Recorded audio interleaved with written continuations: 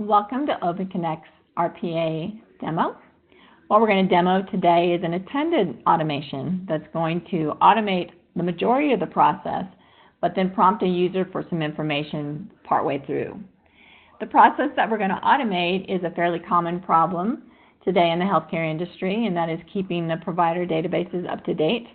As you know, providers change their information. They change their phone numbers, their fax numbers, maybe their suite numbers, and keeping that information up to date so that billing is done correctly is a challenge.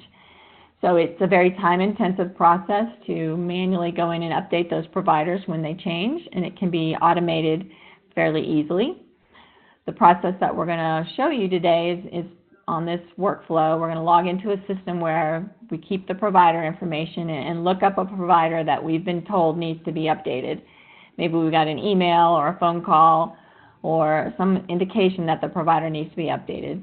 And then we'll go look up that provider on the National Registry website and capture the current information, their phone number, their fax number, their address, and update our system so that we're in sync. So that is the process that we're going to automate. Let's go ahead and get it started. It's going to do all the steps that we just talked about. It's going to log into the system where we keep the providers. So right now the robot is doing all the work.